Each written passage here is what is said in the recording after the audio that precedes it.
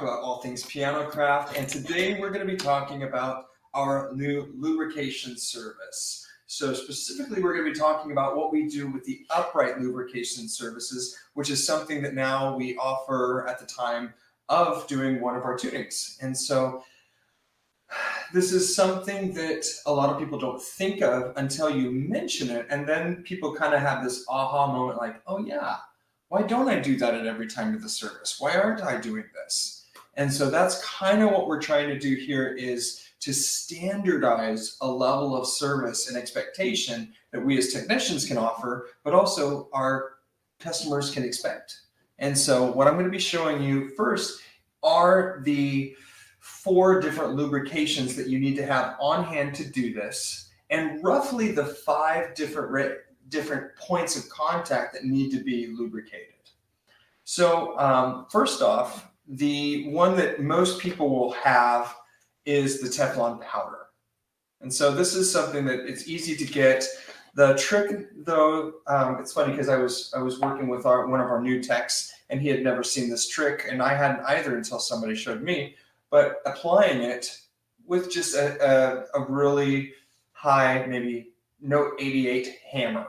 And that's a good way to massage it into whatever felt you're trying to put it into. So definitely get yourself some Teflon powder.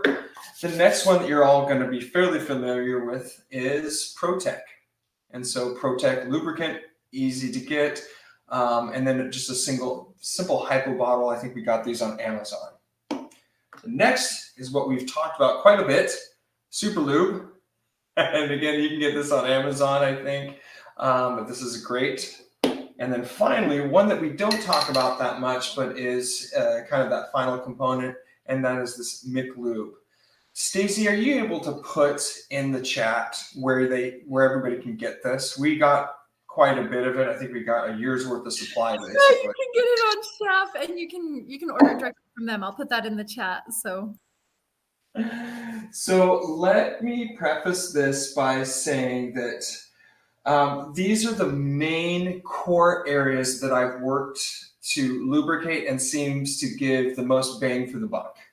And so when you're explaining this to customers, it's just saying, hey, I'm doing the tuning, I'm done with the tuning, but it looks like there's not been any lubrication put on any of these special pivot points or these parts that should be lubricated. If you'd like, I have another hour, I could go ahead and lubricate all these parts, and then keep in mind, this is the thing to remember, is that way on into the future as we service your piano, this could be part of its maintenance.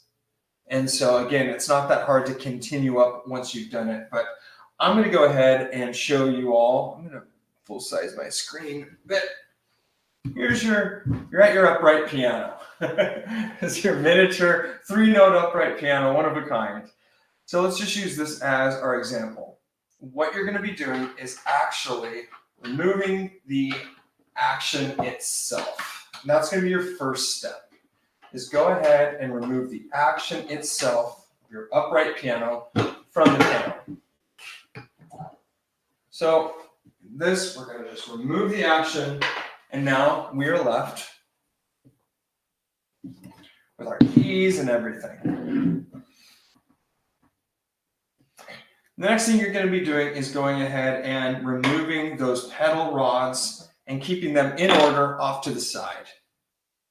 And then finally, you're going to go ahead and actually remove not only the key slip, but the key upstop rail as well, so that you can remove those keys entirely. Okay? So from here, we now have access to the key pins. Now, the thing that I need you to remember is we're going to be using this for the key pins, and it's a spray. It's an aerosol spray, and like, I'm going to do it for you guys. I'm going to do this in real time, and I don't mind the brain damage and the amount of high that I'm going to get in this small room. I'm doing it for you. I'm doing it for the clicks. But this stuff smells something crazy. It's pretty intense. And so what you're going to want to do is tell the customers, hey, it's going to smell a little bit chemically. It will dissipate. So keep that in mind when you do it.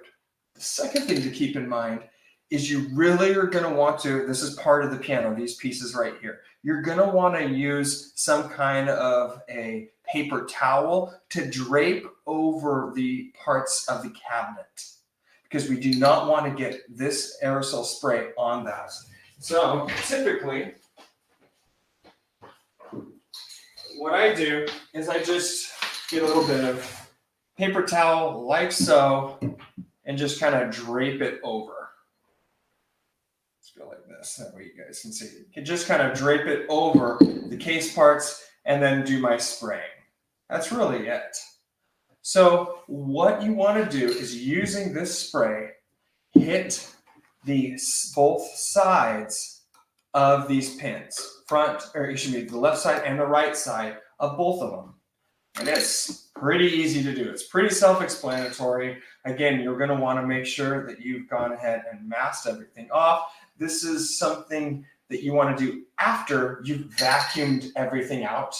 So since you have the keys removed, go ahead and vacuum it out. And here we go, y'all. Obviously easier when I have a full-size piano and not just the action models, but wow, I can already smell that. Whew. So we're gonna let Stacy. I have a question. Do you need to worry about the felts at all? Like it's like totally fine. Totally fine with the felts, yeah. And just so you all know, we've gone through hundreds of cans of this at the old retail store that we used to work more for classic pianos. We used to be in charge of all of their in-store prep. And so all the hundreds of pianos that they would have on their floor at any given time would have this, and we would have these for years. And so we've really beta tested this. There's no issue there. It takes about 5 or 10 minutes for that to fully cure. But before you're done with the spray, the next thing that you're going to want to do, right there, the capstans. And so just putting a little bit of that spray on those capstans, that way it coats those nicely. Usually they're either going to be made of brass or like this wood with the graphite powder. So there we've gone. We've gone ahead and lubricated the key pins. You're probably into this only 15 minutes by this time. You've removed the keys. You've gone ahead and vacuumed underneath the keys. You've gone and sprayed it, making sure that you've masked off. And now you've also gone ahead and lubricated the capstans. So you've done 2 out of the 5 lubrication points already. And again, when your customer is seeing you do this, they're kind of like, wow, you're doing a lot. Like they're seeing their pianos strewn around the table or excuse me, the living room. And it's like, okay, this is great. And this makes a lot of sense. Let's just fast forward. We say it's been 5 or 10 minutes, and now we can go ahead and just drop those keys back in place. But before you're done, this is a good point to go on to the next portion, which would actually be the action itself. So I'm going to go ahead and put this part down, and we're going to look at the action. So at this point, we have the action laying on the floor, and this is the point where we can do 2 more lubrication points. 1, right there. These are the whip and heels. And so if it's more of a modern or studio piano, you're going to have these. Whereas if it's a bigger, taller upright, you're still going to have this felt, but it'll be attached to that sticker. So again, when the piano action is lying on the ground like this is a good time to do it. Let me preface this. If you have an upright action that the bridle straps are too worn and brittle, do not do this. You will break them. So just keep that in mind. Make sure that your bridle straps on this upright piano can stand whatever you're going to be doing. Just do that. Well, David, isn't like the prep while just before you remove the action, you're going to be looking at those bridle straps in the first place, because if they're already broken, you already know you got a bigger issue. Exactly. I was just assuming we're all on the same page, which we are, that we would have all seen, hey, the bridle straps are good enough for us to actually do this. So this is a good point to go ahead and lubricate those whip and heels. extra credit points if you actually have some kind of a wire brush to clean them off beforehand, to kind of fluff up that felt, and just going ahead and just brushing that to clean up any gook, any compression. And then what we do is we simply, using our Teflon powder, go ahead and force some of that powder inside there. And again, this is taking up or clearing up any of that friction and just making things that much smoother. Something that doesn't take that long. You can do this in about 10 minutes. So again, this is our third lubrication point. We had the key pins, we had the capstans, and now we had the whip and heel felt. So we've lubricated this now, and I can actually feel that. So now this is now well lubricated. So we had the capstans and this well lubricated now. So there's little to no friction now there. The next point that you're going to be lubricating is actually these guys right here. These are the pivot points for the rod, the damper rod. Now there's two ways of doing this. One is more invasive than the others. One, the easier way of doing this is simply to take your ProTech lube and go ahead and just put it inside that felt. And usually that's more than sufficient. The next thing that if you want to get more involved is you would actually remove those. You would have to remove a couple of the dampers, but then remove those pivot points and actually put some of this lubrication grease inside of it. That's more of an intense, that's really lubricating it, but usually you won't have as much time to do something to that level. Questions so far? Is this making sense? It feels very practical when you see these points like, okay, yeah, where are these in the home? Where have I found a lot of these pressure points? Definitely right here, definitely in the pedal system, which is where we're going to go next. This type of lubrication just makes things that much more fluid and smoother. Same with the key pins. So it's, again, one of those maintenance things. Again, we want to move towards maintenance and servicing, and these all are under that category. And, you know, Victor, I don't know about you, but I'm guessing this isn't in your daily routine yet. But this very much can be, and the benefits of this would be, you know, quite huge. Another point that you can add, since we have the action out, would be right here on the other side where these pivot points are. Again, you can lubricate that, same with the ProTech, and just making everything go smoothly and taking out any friction. So basically from this point now, this stack is done.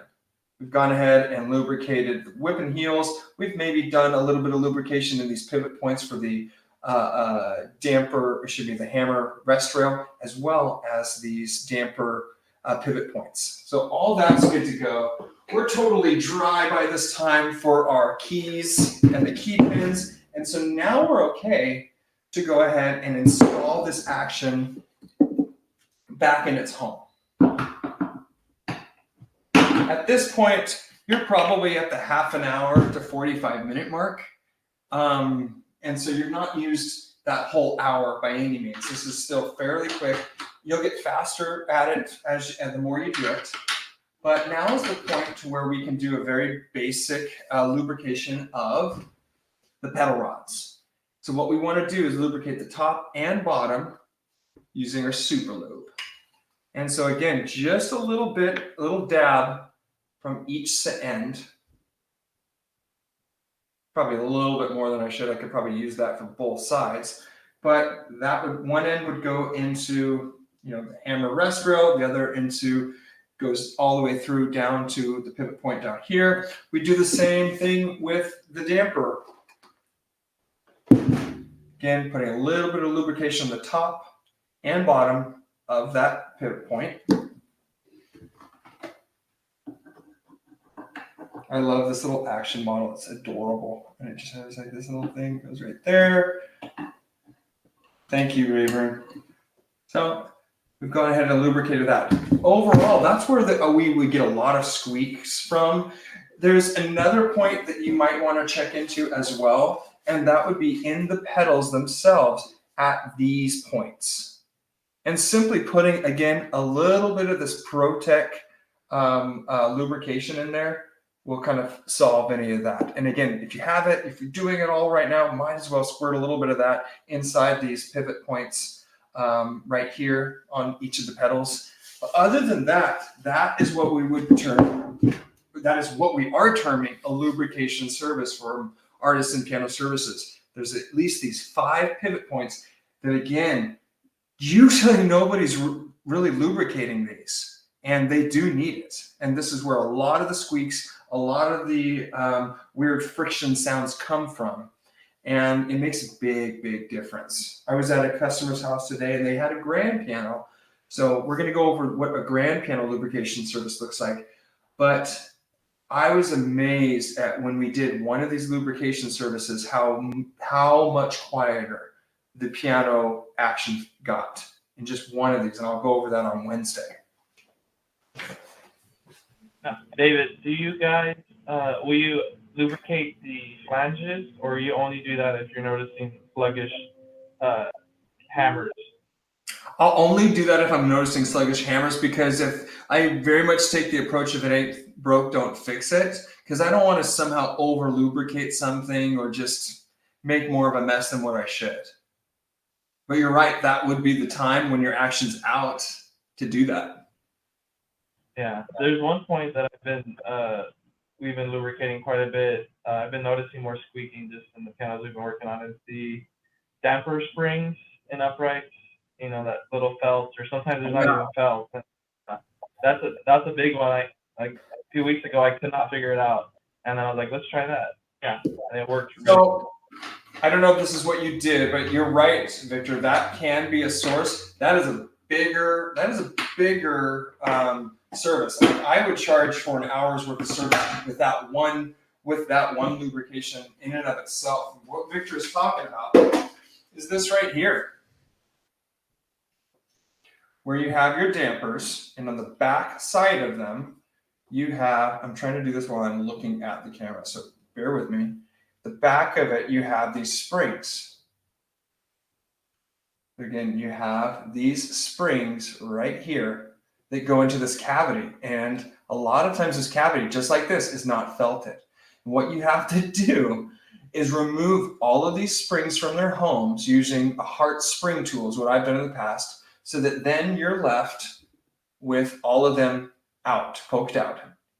What you will do is, using a little tool, dab a little bit of your super lube onto that and put it back in its home.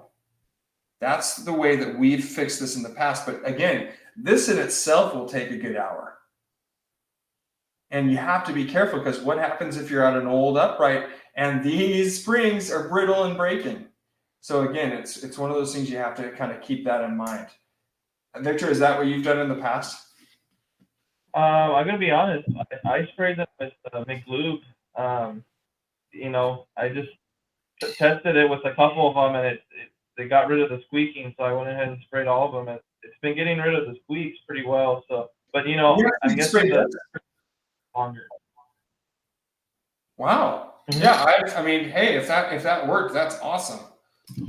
So you didn't remove the spring, you just sprayed in the location, right? Yes, I got, you know, one of those long spray nozzles, and then put it, you know, right in front of the spring rail that they're attached to, and just kind of spray them all in a line, you know, just kind of move my arm and spray them all together. That's awesome. Yeah, and if it works, it works. So I'd be curious at the next time of service if it's held, you know, if it's still not squeaking or making that sound, because that definitely would be, that's a lot easier than to do what I just showed you.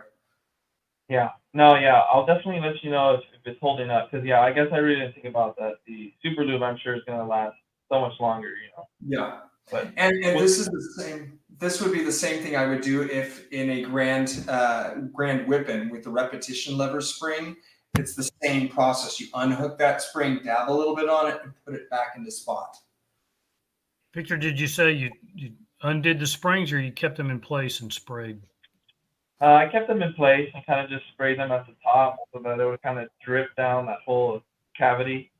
And it seemed to coat them pretty well. And then I just kind of moved with my finger, just picked up the damper lever so that it would kind of work it all of them together, and it seemed to do the trick.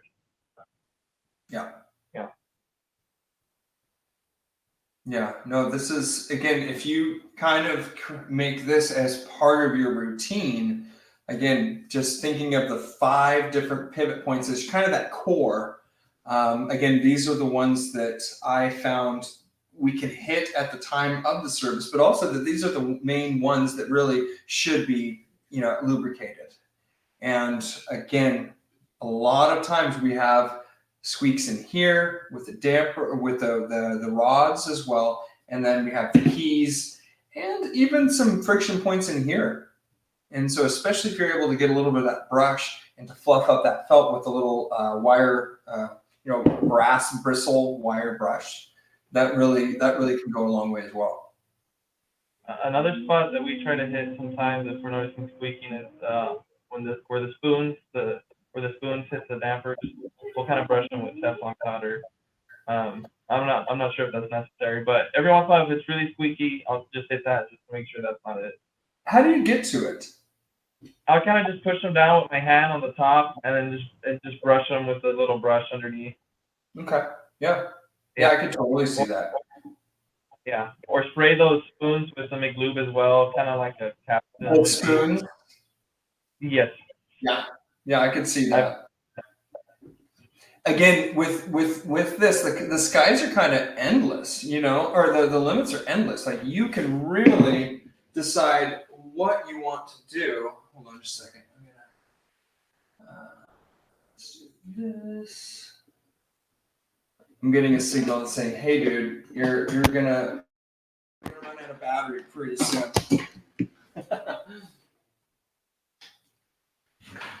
There we go.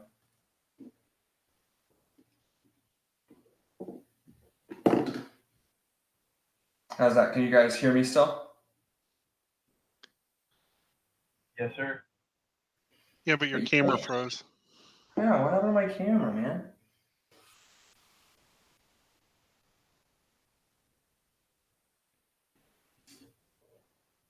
Hold on a second. We'll get this going. Let's do the black magic. Hold on just a second. It's story time for Stacy now. Yeah, no kidding. Wake up, Stacy. Yeah, now it's showing your other screen. There, now your camera's back. There we go. There you go. Sorry about that. Yeah, so like I was saying, you can do, like, customize it, as long as you would hit some of the major points. And I would say there may be some things more necessary than others depending on your region. If it's more of a humid climate versus a drier climate, that might be something that you can kind of customize to where you're at. And so you're over in Texas, so that might mean a different set of lubrication services over that way. Yeah, I think so. That Super Lube, is it Teflon based, or is it kind of just its own thing? Silicone. Okay. It's a white silicone grease, isn't it, or something similar to that? Yeah, food grade. Yeah. It's kind of, it seems like a fairly generic thing, but it seems to really stay on quite a bit. But again, this is another reason to talk to your customers, saying, hey, this is some of the stuff we want to do at every time of the service, which is why you do the upgraded service plan of the signature service, which is a 2-hour service. And so, because whatever lubricant you are using, it will eventually, wear off. And so what I would do is, let's just say year 1, I did this whole service. Then year 2, they're having me back for a tuning and service. I'll go ahead and kind of check everything and like, okay, everything seems to be well lubricated. I doubt I'll have to go ahead and do those whip and heels anytime soon again. I might go ahead and lubricate the key pins again, because that's going to be a lot of wear there. I'll definitely lubricate the rods, every time.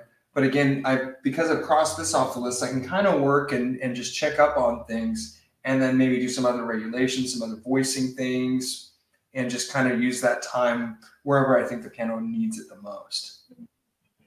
What about if you need to, like if the pins need to be cleaned with Scotch-Brite or steel or something like that? Is that extra? Are you going to charge extra for that, or is it just kind of case by case? I would judge the customer to see what they're interested in. If they're like, hey, just do whatever you can in this hour, then maybe I will go ahead and say, instead of doing all these lubrications, I'm just going to focus on the key pins. I'm going to try to clean them in an hour and then lubricate them. But I'm going to make note of that I did a calibration service, or excuse me, a lubrication service, but I specifically only did these things. So that then the next time you come out, you'll be like, you know what, I was only able to hit this with the time that I had, but I was able to clean them nicely. So you're all good to go there. At the next time, I'll work on doing some of these other things. Yeah, but I've been to some where they're just so bad, that they do need to be cleaned. So yeah, I'm curious as you try some of these things what the response is. Because again, it's all service. It's not expensive to buy some of this, but again, you're going to leave the piano in a much better state. And choosing between this calibration, choosing or the lubrication services, you're giving your customers a lot of options for them to choose from. And the reality is, some of these will hit home with with your customers, and some won't. But all the pianos really do need this. They do need the calibration. They do need the lubrication services. So you're not selling snake oil here. You're selling something that the pianos do need. It's whether or not your customers are going to want to go ahead and have you do more of a fuller maintenance service. We did order quite a bit of grommets for the pedal rods. I know a lot of times they're cracked or they're just gone. Mm-hmm. And that causes a lot of like clicking, or you can hear it rattle when it's trying to set back down. So that's been really helpful. We ordered a whole bunch of them, and yeah, we're surprised at how many pianos don't have them. So that's always nice to have. Where do you order those grommets from? From Shaft, they call it the soft rod grommet, something like that. I think they have 3 different sizes or 4. I mean, they're pretty cheap. They're like $0.25 a piece. So those are useful. Yeah. Where those would go, just so everybody knows, is basically you have the rod, and you see how that's wobbly. You would have a rubber grommet that goes over the pin, and it secures everything so it doesn't wobble around. And so again, I would definitely recommend having those on hand, because that's a lot easier to do than to go and pull everything apart and bush this with a felt, let it dry and do all that. So definitely the rubber grommets. But still go ahead and lubricate those rubber grommets too, because they can squeak. I don't know if you found that before, but they can squeak something bad. We have a lot of Yamahas, and they have that issue at times. Stacy, when you said trap work with ProTech in the notes, are you talking about those pedal pivot points? Is that what you're referring to? I've just not heard the term. Yeah, the trap work means that it's the pedal area. Just the whole pedal area. Just, yeah. Okay. If I'm using the wrong term, correct me. I just want to make sure I visualize that. Yeah.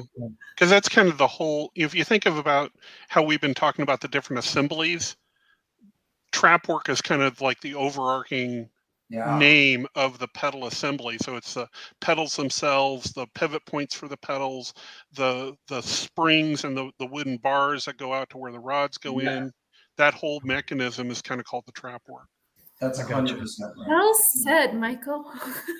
Some of that trap work is in the action. Yeah. Yeah. Yeah, exactly. So you have the pedal rods going up to where, that first pivot point from the rod goes into like the damper where the damper rail or the damper rod is to move the dampers. Yeah. Yeah. And so it is really good to specify what you did instead of just this blanket lubricated trap work. You should really specify what you did, and because not only do you want to know that way next time you can maybe do a little bit more, but also if you didn't lubricate all the trap work and they call you back for something, they're gonna like, hey, I thought you lubricated everything. Oh no, I actually only just lubricated the pedal rods. Well, you should have notated that. Now you have to lubricate everything on your dime. I've had stuff like that. That's a good point. The customers actually like you to geek out and tell them all the things you did for them. Yes. Yes. They love it. And isn't it kind of fun to be like, look what I did, all these things, and look at this and look at that. So I did that today with today's service call because I had a technician shadowing me, and I just said, yeah, we're gonna remember everything you did and we're gonna list it out. And so by the time I showed the customer the invoice, it had the price, and then we just scrolled like 2 scrolls through, and he's like, oh my gosh. And then I think was what the customer said. And so I'm like, yeah, here's the cost. He's, oh wow, okay, yeah, here you go. So you were basically creating line items for every action taken, essentially, right? Everything I did, including, I think that, yeah, we even pivoted some of the key slip pins so that they were away from the keys a little bit more, because there was they were a little bit too close and they could catch. So I think we even said, adjusted that. But is that mine for today? mm-hmm. Yeah. Yeah. So I think we just stopped at one point because I'm like, oh, I'm done. Right. But it does show how much value they're getting. I love that. Yeah. I love that. So I don't know if you guys can see that, but it is fun to have those ready to go and just put in if you do something extra, tell them. Yeah. Yeah. I did notice on when last time you showed the tuning for you guys that you do the same thing. It has like I'm not sure exactly what it is, but it had like pedal regulation, voicing or something, and it all said 0. And I was like, man, that's such a great idea, because it makes them feel like, oh my gosh, I got such a great deal. Like all that stuff was free or included. Yeah. That's exactly it. It's always showing the value, how much value you're getting, and how much service we're going through, because like they didn't even know that there was things that we needed to check for. Pedal regulation, I didn't even know that existed, and you did it and you didn't charge me. So by the time you're done showing everything, and this is again a good time when you've tuned the piano, when you've done maybe 4 or 5 of these services at no charge, when you're going to go in and say, hey, Mrs. Smith, I've done all of this, and they can see, oh wow, he's not dinging me on all these things, he's no charge. And then you say, I would like to go ahead and do these things. It would upgrade you to the next service for another whatever. Instead of $250, it'll be $330. But I'd like to do these other things. Is that okay with you? Yeah, that's awesome. Thank you. So when you've already done something for your customer, showed that you're already not charged a lot for your customers, it's that much more for them to be like, wow, yes, you're just doing it. Yes, thank you. It is kind of incredible how well it works, and it's very basic, and it's not, you're not twisting any arms, and never want to do that. It's just showing what you're doing, and you're already doing it. Most people don't tell people they're doing it. It was just kind of, it's, to be honest, it's kind of, I think it could be laziness. It's just like, all right, I'm done. I don't want to write out everything. It doesn't really matter. I just do it all. And even in that example, I kind of stopped after however many I did, because I'm like, there was probably 4 or 5 more that I should have written, but I didn't. Because I'm like, I'm done. I'm ready. It's hot in here. Let's be done with it. So another really good tip is when we do peace of minds, like say someone calls and they have us come back out, and we do that because we guarantee our work, we'll make an invoice for it and show that it would have been like a $195, just to come out, especially, and I'll make a note if it wasn't caused by a tuning, it was something totally different, but we still take care of it, and I still itemize it, and I still show we didn't charge them, and it shows that value, like we still came out. Yeah. So I want them to see that. Yeah. It is funny how basic this is, and it's done in other industries, but somehow because we're doing it in piano tuning, people are like, whoa, because it's just not been done in piano tuning. This is all stuff that other businesses common practice, but for whatever, we're still behind the ball. We're behind a little bit. So let's work on moving it in the forward direction. So question for Stacy, if they do an express tuning's great. They call you 5 days later for a squeaky pedal. Do you fix that for free, or is that what you're saying? No, not that. That would be like more if they had a signature service. Right now, because we're doing those express tunings, I'm very clear that this is just tuning. I'll tell them on the phone, okay, if they just need a tuning, then it wouldn't include like little repairs or adjustments or a squeaky pedal so I make that clear. But hopefully the tech, when they go out there and they notice it, they would say something. And if not, we can come back out. We can come back out. So that's been a little different of a pivot, Robert. Actually, we haven't run into it yet, have we? But no, I haven't seen it. It seems like people are like, and I also think that people are going to be kind of like on pins and needles when we come out to do these express tunings. Like, oh, do I need anything else? Oh, okay, yeah, I know I do. Yeah, you found it. Yes. Yes. Because we're very clear on what the expectation is, and that's why it's going to work, I believe, because we're very clear that the expectation is this is a really good price, and it's just an hour, and it's just the tuning. Yeah. And so if you think you might need more, you probably should schedule. And it's funny, people are organically scheduling more. And they're repeat customers or new customers because they know people, when they read that, they're like, I do have some other issues that I want fixed. So so far.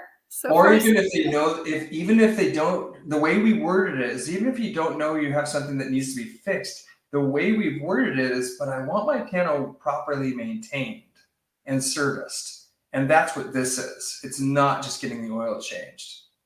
So it's been really kind of fun to see it happen. And again, this is the slow season, but even in the slow season, we're getting calls, we're getting momentum with it. I'm really excited to see once August and September hit, to see kind of it level up.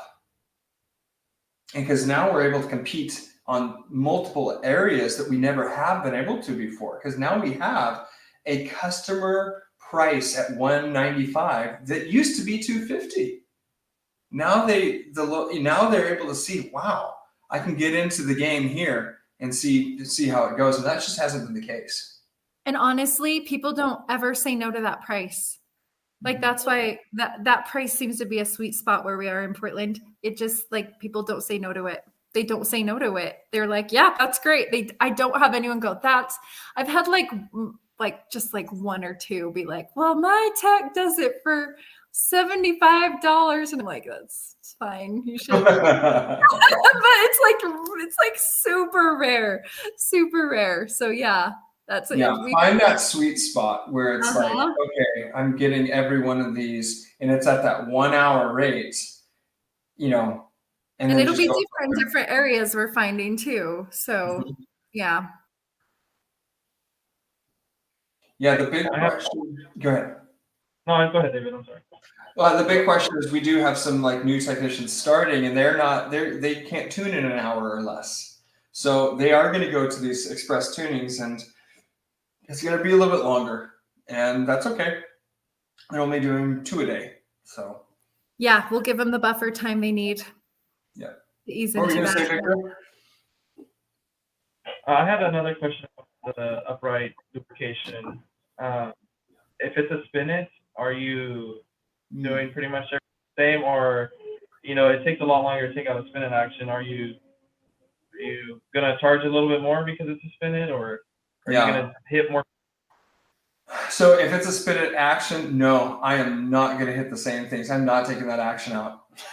I'm not. I'm taking the keys. I may be taking the keys out, but again, I'm gonna go ahead and spend more time in the trap work and what I can get to. If it's a Thayer action, the ones where the grommets aren't attached to the keys, yes, I'll go ahead and remove those keys and do my spraying lubrication so I can get to those key pins. And yes, a lot of times what happens is those Thayer action. So what I'm talking about is there's some spinets where they have this little fork that comes out of the key, and then a sticker's attached to it. So that's one style of spinet. The other style is that there'll be a little capstan, then this whole system that's on top of it. You can remove the key, and then there's this little felted piece mechanism. And yes, I'll put Teflon on that piece of felt because it's coming in contact with that capstan. But no, I am not removing an action from a spinet. I mean, I don't even remove an action when I'm changing a string for a spinet if I can avoid it. No. But in answer to your question, yes, I'm usually charging double of at least 50% more whenever I do anything with a spinet when it comes to repairs.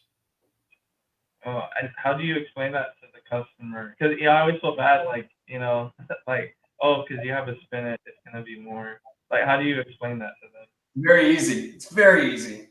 Unfortunately, because of the design of this piano, this is called a spinet, it's going to take me twice as long to do something that it would normally take. So, in something, Yep, it's that drop action. Yeah, this is a 1 hour job, or let's just say this is a 30-minute job normally at $75, but because it's a spinet, it's going to take me closer to that hour, so it's going to be $150 if you'd like me to fix it.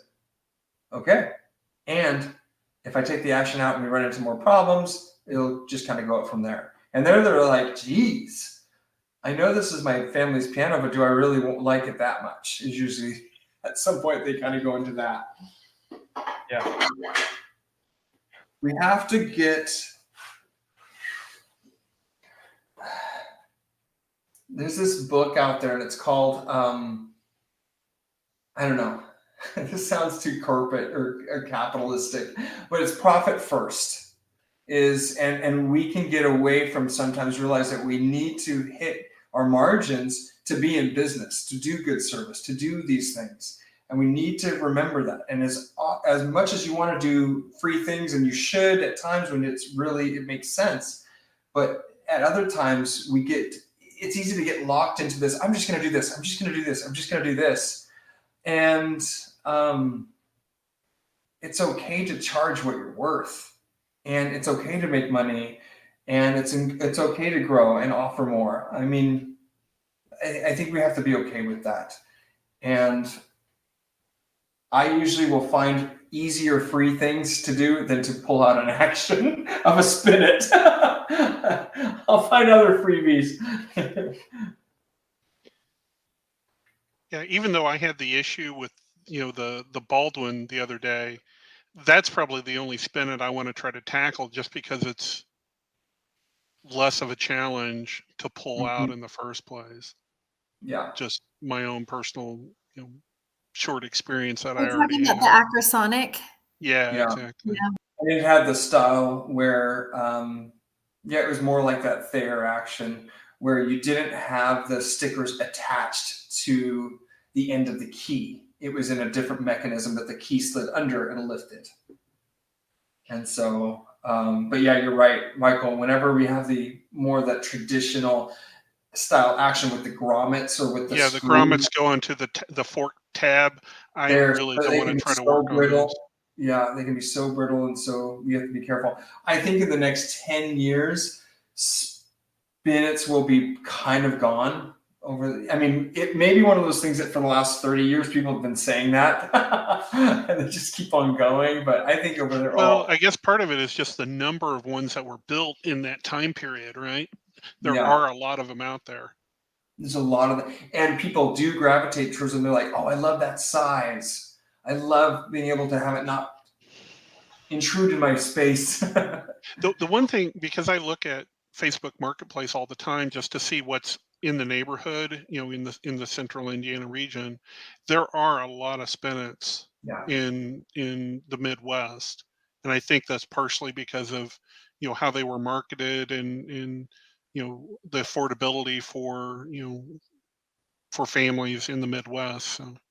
Absolutely. And there's a lot of manufacturers in that Midwest, and that's more towards the east side. There was hundreds in the Illinois, Ohio, Indiana region. There was hundreds in that area. Yeah. No, that is true. We didn't really have that many on the east and the west side over here in Oregon, California, and Washington. We just didn't. You guys had a lot in your side of the country for sure. Were there any questions outside of this that we should kind of go over? I think there was one from Robert. Again, I think it's more related to a spoon issue. So I would be curious about the timing of that one. No, it was just today. I couldn't get the damper to close, but I'll try that spoon. I'll go back and Yeah. because I was adjusting all the hammers to get back on the rail, so I was having to adjust the capstans. And once I got those set, but still, I noticed some of the wires were bent, and I do maybe here's a picture. Mm-hmm. So this is a quick Q&A. This is the same piano. If you look in the middle, I don't know if you can see that picture. Those damper wires are bent all throughout this action. Did I do that? How does that happen? Can you pull up the picture, Stacy? Or Robert? I can't see the picture, at least on my end. Can you see? Can anybody see it? Is it in the feed? No, I shared my screen. Oh, Okay, let's try it again. Yeah, But- try it again. It takes me a while too. All right. You're not the only okay. one.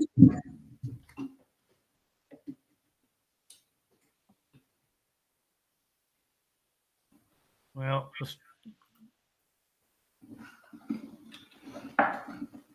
okay, here it is.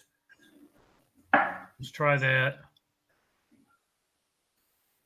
Never mind. So I'm still technologically challenged here. I'll do it later. No biggie. So click the share and then go to where it says entire screen. Here, I think I've got it. I'll share my screen. I did that. I click share, but it's not. Oh, I can see this one. But Is that the one? I don't know. I don't know if I'm sharing or not, but if you can't see Yeah, it, don't worry about it. I think I remember seeing that, Robert, where they were kind of all over the place. I would hold off on spacing those because they've made it to the strings that certain way. And if you go and start maneuvering and manipulating that too much, you may throw it off and make it worse. Now, Robert, I do want to show you a simple way you can, let's just say hypothetically. So again, I'm going to go ahead and quickly, like looking at this damper right here, as soon as I'm pressing down on the key, it's lifting. You see that?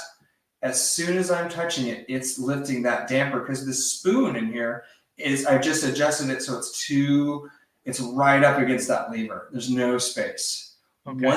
One thing that you can do is simply press down on the key. So I'm pressing down on the key and I'm pushing this. Oh, excuse me. This is the way you do it. You would press this up against, you press the damper head up against the string and then press that key. And so what it's doing is it's forcing this, it's forcing that spoon and compressing it in. And so that is creating a little bit of space. So again, I'm pushing that damper head against the string, and then I'm pushing the key down. And that's forcing that spoon to impact that underlever and moving that spoon backwards a little bit, creating a little bit of space. So that's an easy thing that you can do without having to fish your spoon bender in there. Again, it's a little trick, pushing down. And now, look at that. I got like the right amount of play now. Now it's lifting. Sick trick, right, Victor? Cool. That's really cool because I hate bent spoons with the spoon bender. Impossible. Yeah. That's So really awesome. it not only works if the spoons are engaging too early, but it does work, and it's a slick trick. I know you really like those action models, David. I did see that Hailoon I don't know if it was Hylune makes it, but I saw it from a Brigham Larson video. He had one that was labeled Hylune, and it was just like that one that you have. You could take the action out and have the pedal. Yeah, I don't know if Hylune's making them or what, but maybe in the future. They did give him that one kind of special. Oh, okay. I thought they were making. No, I actually, yeah. Man, when was that video made? When was that video made? It was a couple of years ago, right? Oh, he beat me to it. He beat me to it. Someday I will be as cool as Ring. Someday. Whatever. He's the trendsetter. I just go with those action models are actually nothing new. They were used for the PTG exams, and they've had multiple people creating them over the years. And today is just made by the Rayburn piano folks. And I think they've stopped making them since because there's so much work for them and there's no way to be profitable making them. Yeah, Hylune did it for the PTG for a short time. So that's kind of where that came from. That makes a lot of sense. Yeah, that makes a lot of sense. So it was actually brilliant. Oh, sorry. I was going to say it was actually brilliant branding because they wanted to get the word out about the brand because it wasn't very known. So they thought if we can donate these for the text to test on for the PTG, then they're going to see it was a branding thing. So yeah, it absolutely is brilliant. So this was upright lubrication. We're going to be talking about grand lubrication on Wednesday. But again, I would highly recommend getting all of these lubricants on hand so that you can start this right away. This is one of those additional services that you can be doing tomorrow. It's very simple. It makes a big difference. It's not hard to do. It makes sense. And again, I do recommend because we are communicating this. And to be honest, we're kind of doing the legwork for you all. If you just go to our website, you can see how we're communicating this. It's how we're training our technicians. Hey, look at our website. This is how it makes sense, how we're communicating it. And again, we don't have an ego here. So take what you want, do it, and spread the word. Just because I think that this needs to be more common practice and standardizing services. So might as well do that. I'd like to ask you your thoughts about maybe in the future, maybe talk about this, but about springs and uprights, like the damper springs that we're talking about, bending them to get them to maybe press on the dampers a little more, and like the jack springs, maybe stretching them. My mentor was telling me about that a few months ago, and I've been trying to incorporate that in a lot of the old uprights we've been working on because those jack springs are so worn down, and the same thing with the damper one. And I don't know, sometimes I can tell a difference, but sometimes I'm not sure. So I'm just curious if you think that it's really worth going through all of that, stretching all those springs out and everything. I love that idea, spring calibration, because you have the jack springs in an upright, you have the hammer springs, the hammer return springs in an upright, you have the damper lever springs. The thing that you have to be very careful with is that each one of those does add some amount of friction. A lot of times people are like, I love how quick and easy my 100-year-old upright is to play. A lot of the reason is because the springs have lost so much of that tension, yet still has enough tension to work. So be careful with that because they may be in love with the way it plays, and you may inadvertently, for the better, drastically change that. So keep that in mind. Another thing is these springs are very prone to breaking with these, especially with these old uprights. And then the next thing is knowing how much to manipulate these springs. Yes, I would say that the jack spring is probably the easiest of the three to just lift it up a 1/4 inch, lift it up just a bit to give it a little bit more pizzazz. But the damper lever spring, how are you going to do that? How are you going to measure that? I guess you would just bend it to the same spot at every time, and that makes sense. But again, that adds friction. It adds friction to the end of the keystroke too, which a lot of people don't like. So I do love the idea of doing it, but I haven't figured out how to standardize it yet. But it is on the list of my mind because it does make sense. It does make sense. Yeah, I guess that is a tricky thing because sometimes it comes out pretty good. You know, I can tell the difference, and sometimes I'm like, okay, I guess I didn't stretch those far enough, but I wasn't comfortable with stretching them any further. So I guess that is a difficult thing with it. And yeah, I didn't know that it can change the down weight.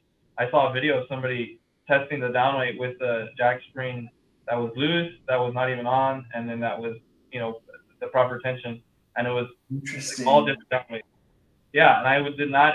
Yeah, I didn't expect for a properly regulated spring that the down weight was much more. So like you're saying, yeah, it's probably gonna feel used to that super sloppy light feeling. It's gonna be a big shock when it's actually what it's supposed to be. And especially that jack spring. If I was only going to tighten one spring, it would be the jack spring, because then you potentially have better repetition. You have you potentially eliminated the idea of misfires because that jack is really being pushed to reset itself. So it's a cool idea. I haven't done it too much of it, but I am curious to hear how it goes with you, because I mean, it makes sense. It makes a lot of sense. It's been coming out pretty good. It's doing exactly what you're saying. We're getting a lot better success with those jacks resetting. You know, especially the other ones, they like to get stuck. They like to get hung up at the top of the hammer butt. So I have noticed that. And then my mentor was talking about the damper ones. He's like, yeah, uprights are just they just are noisier. Those dampers, you know, over time, they just don't press on the strings, and you just get this weird boomy sound. And I was like, yeah. And he's like, yeah, that's probably because those dampers are not pushing on the strings anymore as much as they were. So I've been kind of experimenting with that, but it's hard. It's hard to get an evenness with upright dampers. It is. It's hard to get the evenness. And again, I'm using Charles Walter as an example. They're ridiculously stiff because they wanted to cut down on that bleed, but to the detriment of the way their pianos play. And I've had so many of their Charles Walter uprights where I'm backing that spring off a ton. So what I would recommend doing for you all is, if you're going to attempt this, get in front of some Yamaha uprights. Because again, a lot of what we base what we do on is kind of that perfect feel and touch. And a lot of people love that with the Yamahas. So might as well, okay, how do the ones in the low bass feel? The mid bass, the mid treble, the higher treble, how are that feeling? Get used to that. And if you can replicate that, you're in business.